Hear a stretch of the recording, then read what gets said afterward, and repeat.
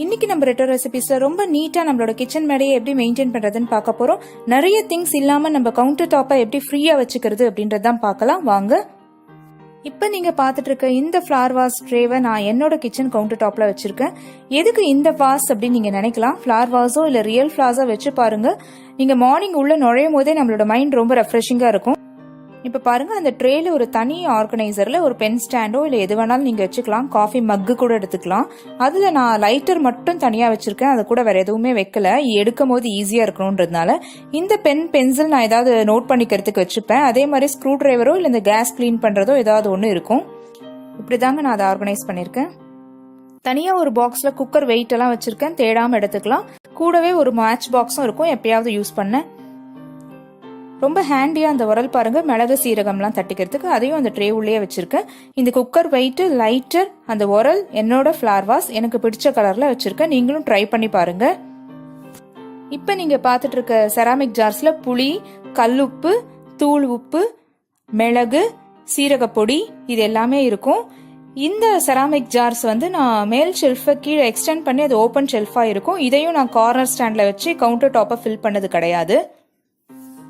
இப்ப நீங்க பாத்துட்டு இருக்கிறது ஒரு கோட் ஸ்டாண்ட் தான். ஆனா அதை நான் கரண்டி ஸ்டாண்டா கரண்டியை மாட்டுறதுக்காக கிச்சன்ல யூஸ் பண்ணிட்டு இருக்கேன். ரொம்ப ஃப்ரீக்வெண்டா யூஸ் பண்ற கரண்டி மட்டும் இங்க தொங்க விட்டுருவேன். இதை தனியா ஆர்கனைஸ் பண்ணி மேடை மேல அதை வைக்கல நானு. ஸோ கவுண்டர் டாப் ஃப்ரீயா இருக்கும். எக்ஸ்டெண்ட் ஆயிருக்க ஓப்பன் ஷெல்ஃப்ல கத்திரியும் மாட்டிருக்கேன்.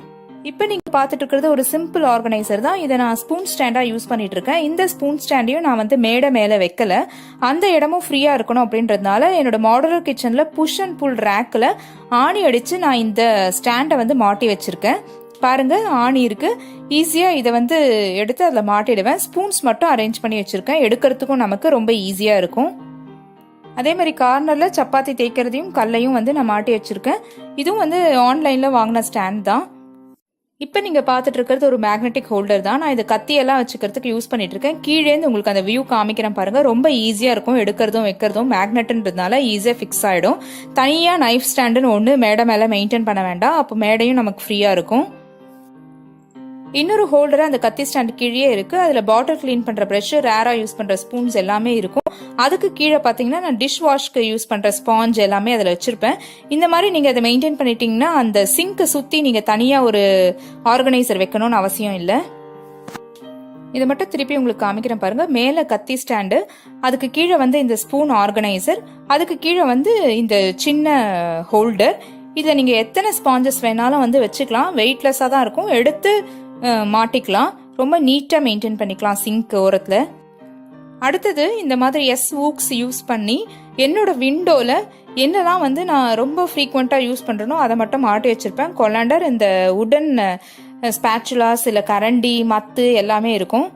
என்னோடது பெரிய விண்டோன்றதுனால ஒரு குவார்டர் போர்ஷன்ல இந்த ஊக்ஸ் யூஸ் பண்ணி நான் எல்லாத்தையுமே மாட்டி வச்சிருப்பேன். நீட்டா தான் இருக்கும், ரொம்ப ஆடா இருக்காது. நான் சொன்ன இந்த டிப்ஸ் எல்லாமே உங்களுக்கு யூஸ்ஃபுல்லா இருக்கும்னு நம்புறேன்.